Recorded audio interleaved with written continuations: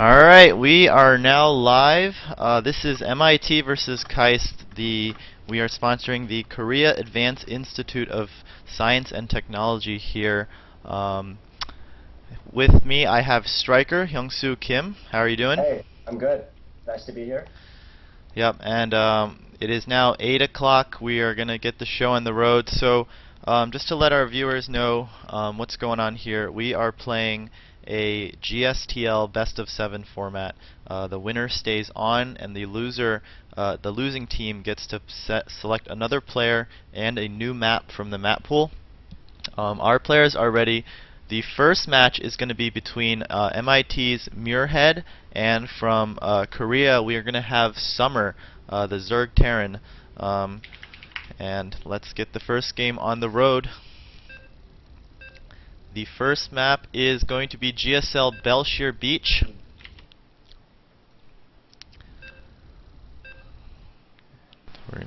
Alright, awesome.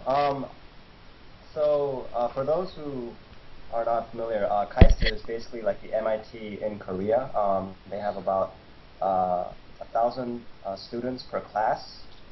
And they're an engineering school, just like MIT.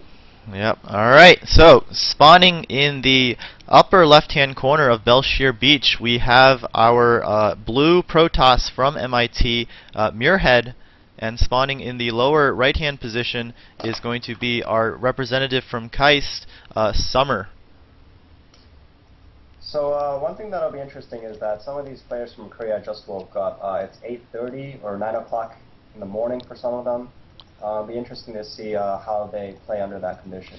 Yep, and so to let our viewers know, it's a 13-hour time differential between Boston here and in Korea. So it is 9 o'clock in the morning on a Saturday for Team Korea.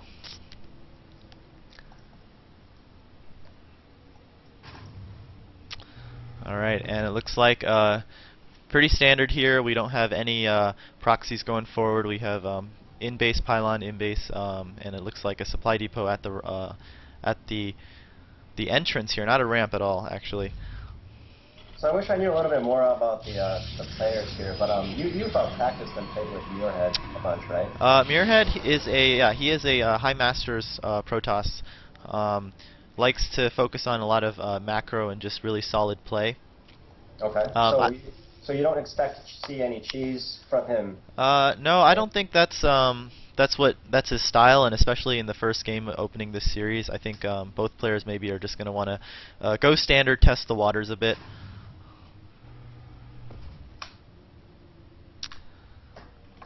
I'm curious to see, everyone, mentions how Korean players are typically very strong mechanical players, very good at micromanaging and having strong build orders. So I'm curious to see what our player here will be coming out with. Yeah, and it looks like our Terran player is getting gas. Looks like he's gonna not do a 1-Rax expand here. Meanwhile, you can see Muirhead, he's scouting all over the map, checking for any types of proxy play. That's very good. Yep. Also like the Terran SCV, patrolling and just watching for any pylons and any buildings or whatever building that he may have missed. Yeah, and Striker, one more thing that we might want to keep in mind is that the Korean players are playing on North America's server right now, so they are experiencing a little bit of latency issues. We know we had this issue in the TSL3, right. But unfortunately none of us have European accounts to sort of balance that. Oh, I don't think the probe was not able to see the command center. That excursion. That is correct. Muirhead has no vision of what Summer is doing right now. Meanwhile, Summer still has his SCV just scouting around, and finally the Stalker comes out and we'll be able to take that out. So I think it's, given this map, it's a very big map, and he didn't scout anything early, so it's safe for him to take an expo and just assume that the Terran player also took an expo even if he didn't scout it. Right, and here we just see that the Zealot's doing a little bit of harass. The bunker is going to finish, and looks like Muirhead is going to leave. That was a very good scout by the Protoss. Yep. And now let's see what Muirhead's going to do. Probably put up 2 more gates right about this time. Meanwhile, the Terran looks like he is researching stim, adding another barracks.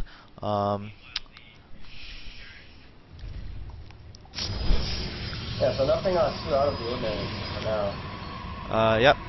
And then here we see Muirhead putting down his 2 barracks. Or sorry, 2 gateways. Yeah, very standard openings. Yep, Summers is going up to 3 barracks at this point.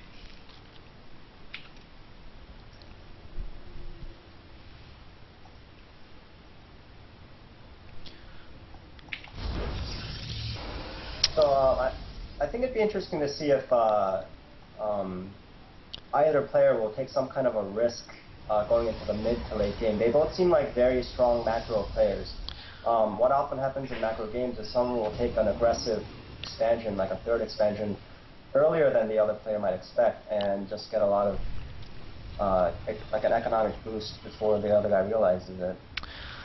Yeah, it actually doesn't seem like any of them are doing that. In fact, they're just none of these players have any units out on the map to scout whatsoever.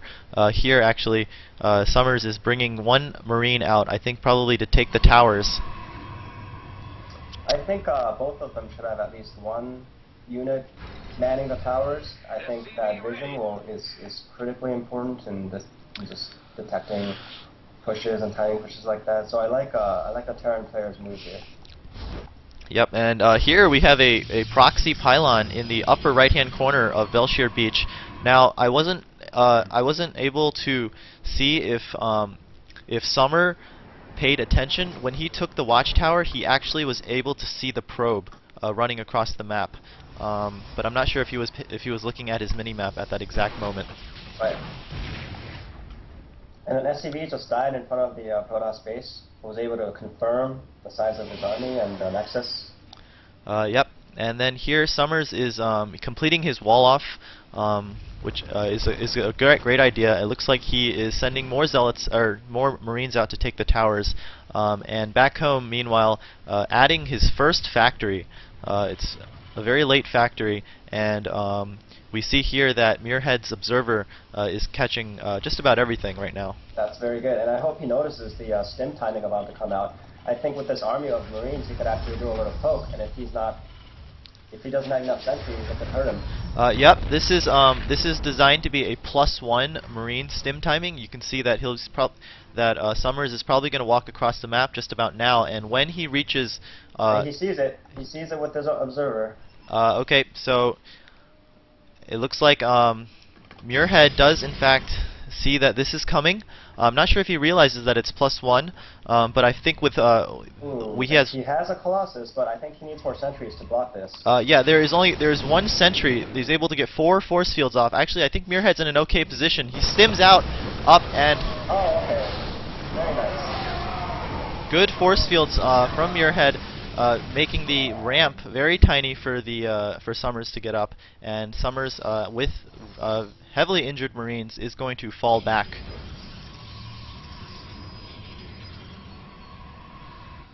Yeah, I definitely overestimated the power of Marines. I think I just lose to them so often. It's just wow, there's so many Marines there. Coming from another Zerg player, I totally feel you.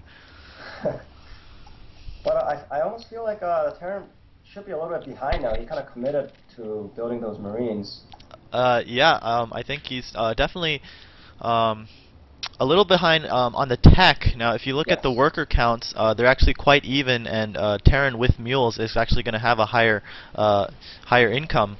And if you, it looks like 2 Colossus now. Muirhead's finished with 2 Colossus. He is going to push across the map. Extended thermal lances is seconds away from finishing. I really like Muirhead's placement of pylons and observers around the map.